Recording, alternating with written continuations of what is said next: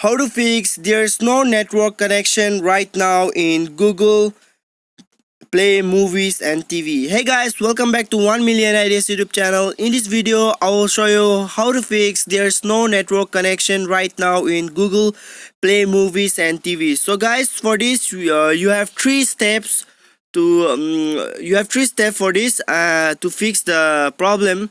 So guys, the first step is make sure that your internet connection is on, because sometimes the internet connection gets off automatically. So the second step is you have to go to your phone settings. And then you have to go to install apps or app manager. Now search for Google Play Movies. You can see here, just click on here, and then guys, you can see here a force stop button. Click on force stop and press OK. And then you have to click on storage, and now you have to clear all the data here.